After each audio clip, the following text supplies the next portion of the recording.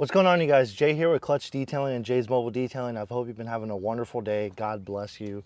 So on today's agenda, I am going to go ahead and bring back this interior. I'm going to bring it back to life.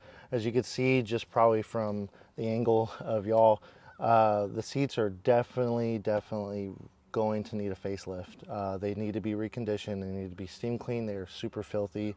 And the carpet definitely needs shampooing, but regardless, we're able to do it. And I already talked to the customer, since this has never been detailed before and this is about a 2011 vehicle.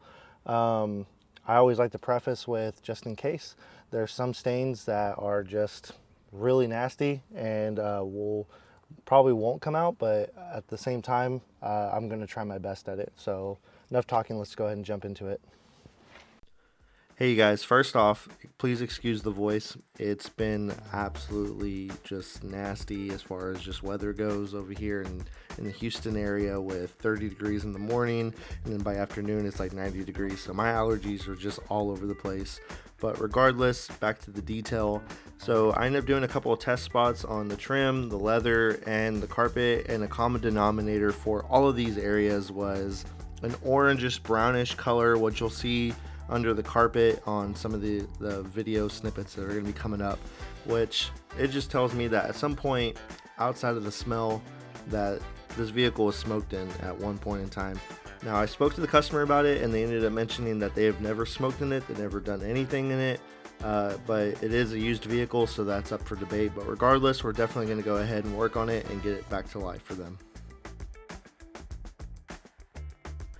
And before you ask, all of my tools and all of my chemicals are linked down in the description. Absolutely every one that I have in my arsenal that I use for my detailing business. So for these types of details, my absolute best friends are going to be my Mchulloch 1385 steamer, my rigid vacuum that I have, my Tornador gun that you're about to see me roll out, as well as my Serrano sauce, which is 10:1 of Purple Power, as well as watered and 5 drops of Dawn dish soap. And then I also have my Zep enzyme shampoo that I'm going to be using on those carpets. So for absolutely any detail that I do, I always like to start off with the center console, just because outside of the driver's side, the center console is always going to be the dirtiest part of the vehicle, just because it sees so much contact throughout the day, especially if it's a daily driver. Almost any vehicle is going to be nasty with the center console. So I like to hit it with my Tornador gun, blow out all the debris, and then hit it with my APC spray and agitate it with my brush.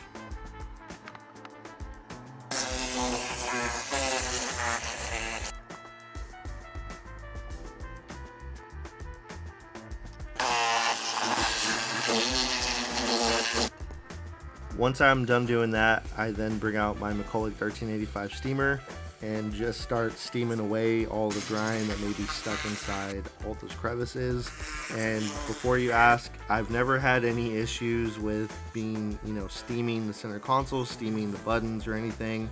Mind you, I'm not like completely dousing all this area, and I wait for my steamer to have some actual dry steam and not be able to, blow out more water than it does steam. So that's partly why, but also, I'm not just staying on one spot for forever, if that makes sense.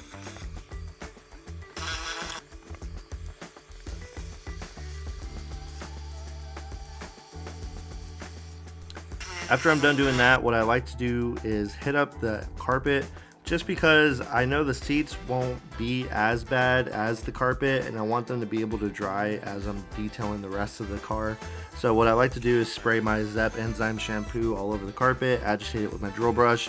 What you don't see, what I did off the camera, was hit it with my Mchulloch steamer and just agitate it and make sure that all the fibers were loosened up with that steam. It just really helps with making all the shampoo just seep into the carpet and the fibers better. That way, whenever I hit it with what you see now, my Mytee extractor, everything is just going to get lifted and be able to get sucked up on that.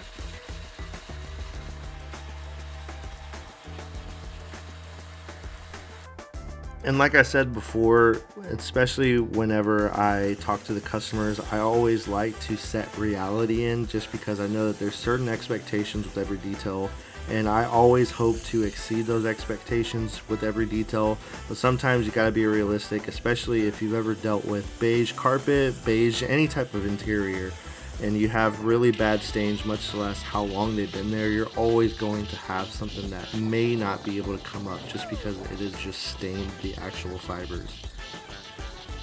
But anyway, look at these seats, you guys. Like, this is like years of just caked on dirt or whatever it is that is all over these seats.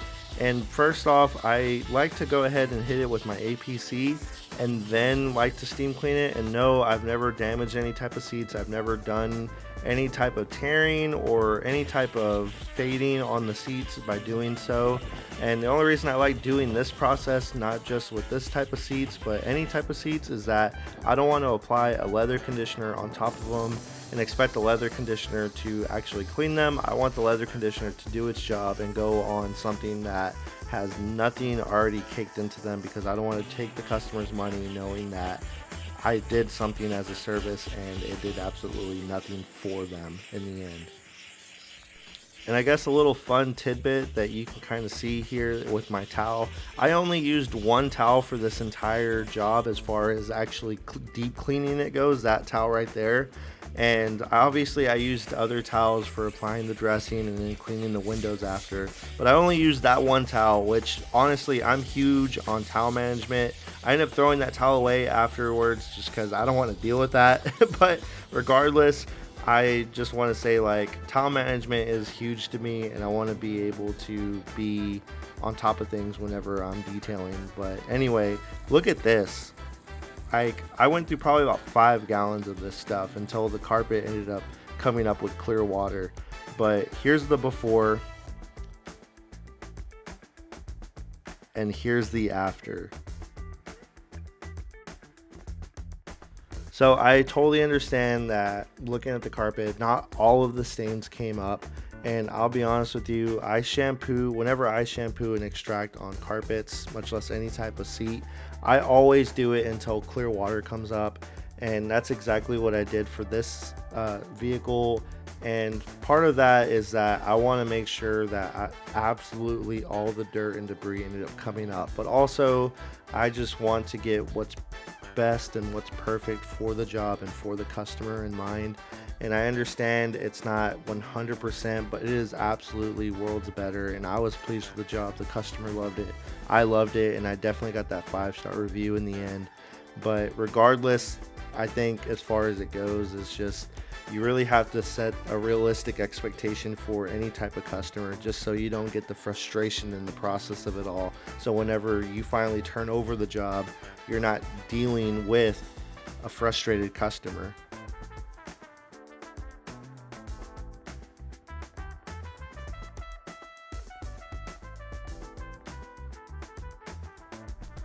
But anyway, you guys, thank you so much for tuning into this video. If you have absolutely any questions on my process, or you just have any questions for your process, or if you have a detailing business, feel free to ask away. I'm more than happy to help with any information that I have to be able to invest in you guys and help anybody in the process.